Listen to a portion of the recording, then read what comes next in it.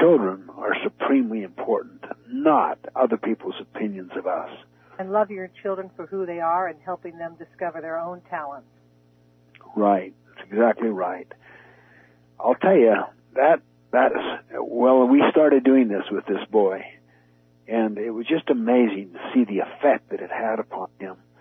But the interesting thing was, since we changed our motives, that effect didn't make any difference to us, because we just loved him unconditionally, and he started to grow and to flourish in every dimension. And he brought home one time a report card. It was straight A+ with 1 A on it, and his brother said to him, "Whose is this?" I said, "Well, that's your brother." "Oh, no." Because he could hardly even take a test. But I'm glad we learned that early, because it taught us to do the same thing with all of the other children.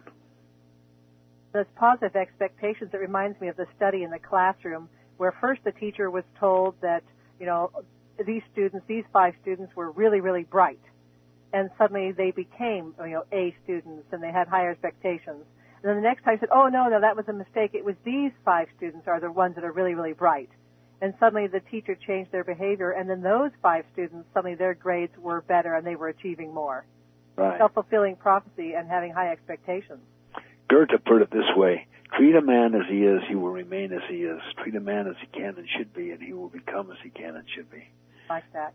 Hey, Dr. Covey, for this last 10 minutes, do you mind, how about if we give you some specific parenting challenges? I'll go first and be brave, and then we can open up the call, and that way our callers can kind of give you some parenting challenges that perhaps they're having, and see what I'd love that. And I'll try to give shorter answers. No, it's great. Okay, so I'll be brave and I will go first. And callers, don't be shy, because these kind of questions and answers will just make the call richer. Okay, you were talking about being loyal to those who are not present. Right. My 7th grade daughters got in the habit of flippantly saying mean things and talking about others behind their back. How can I help her break that habit? What I did last Sunday is I had a group of grandchildren together, and I had them, that kind of situation you just described, where they're dealing with people who say mean things, and literally we role-played what we could do consistent with our values, so that even though people are mean to you, you are kind back. You return unkindness with kindness. So we would role-play them, and I would try to get the kids to be really mean, and to see if the person could be kind back to that person. And by just role-playing and practicing it, they achieved it and got a tremendous sense of satisfaction that I'm not a product of other people's treatments of me. But now that's if somebody else is being mean about you. What about if my daughter's case where she's the one dishing out the meanness? Discuss it. Get to know how she feels inside herself. And I think that. just kind of trying to be funny and kind of like a sense of humor. And like you said, you pick this up so much in movies. It's very popular to be mean right now. Right. Radio disc jockeys in the movies, all this kind of passive-aggressive stuff. It's just so unpleasant. It is. And you can say, is that congruent with our values that we agreed upon in our family? Especially, I like the idea of loyalty, too.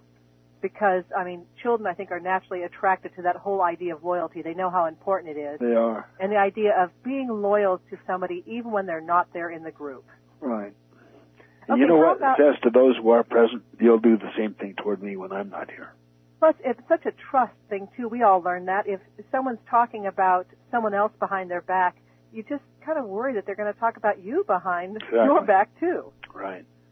You were talking about your son. I have a son who's almost 15, and he's just one of the nicest kids I know, one of the nicest kids on the planet. But he tends to be more of an introvert, whereas the rest of the family, we all tend to be very outgoing.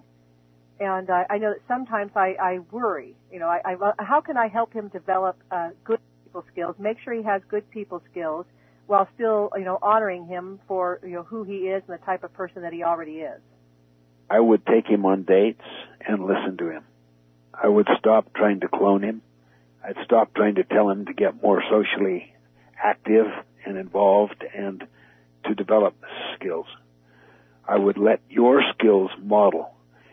But primarily, I would take him on dates where he's alone and he does his agenda with you, and then you listen to him.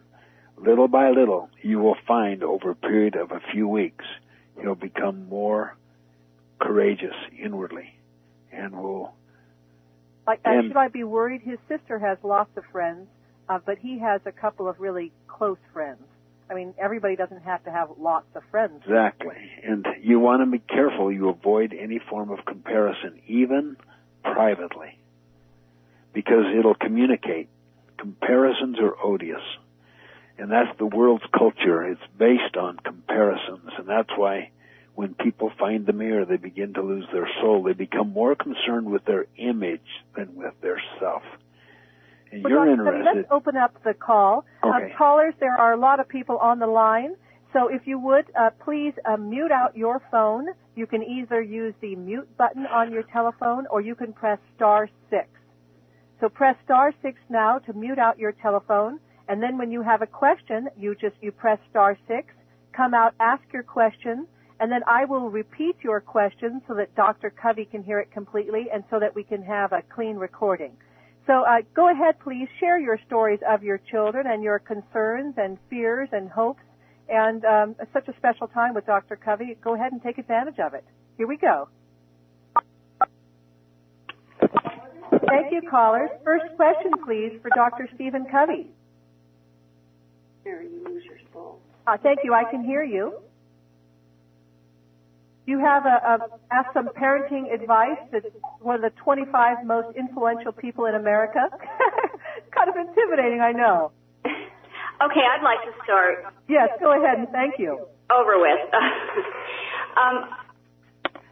I'll take myself out of speaker. I'm actually a single parent with 3 children, 11, almost 12 years old and younger.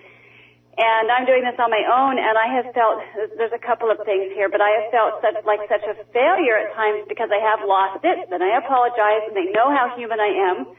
But then they see me losing it again and apologizing again. I could really relate to that scenario you gave. And I know that change is possible, so I'd like to thank you for that comment that you had made earlier. But as a single parent, finding balance in all of these areas is hard, but I know it's doable, and I just wondered if you could share a little bit of insight on that, maybe. I would say this. First of all, you're my hero.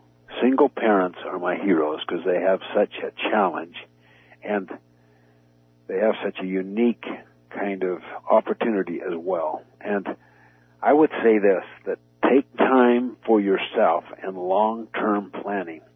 And there's 2 ways to program your subconscious mind. One is visualizing, the other is writing.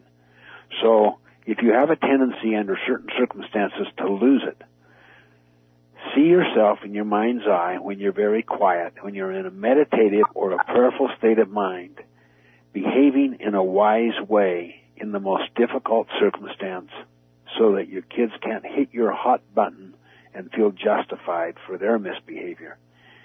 And then also learn to write. Before you go to bed, write down what your response will be to, say, a different challenge that you know you're going to face tomorrow. You'll find that both of those processes, visualizing and writing, will program your subconscious mind, and you'll little by little gradually become like you think is wise. I like that idea, Dr. Covey. In other words, you know it's like the cleaning issue is going to come up, or the being mean or the fussing with the brothers and sisters is going to come up. So in advance, you plan what your response is going to be. Exactly. And if you find yourself losing it, train yourself to walk out. And if you do lose it, learn to apologize. Right, okay. And one other thing. So what I understand from a couple of your last comments was taking time to have a one-on-one with maybe a child with my challenging child, have more one-on-ones with him maybe. Right, and particularly where you have 2 ears and 1 mouth and you use them accordingly. Right. Thank you very much. Dr. Covey, a lot of the strife in our family comes having to do with cleaning issues. In other words, I don't want to say my husband's a clean freak, but he certainly needs the house to be cleaner than the rest of us do. And it seems that he's always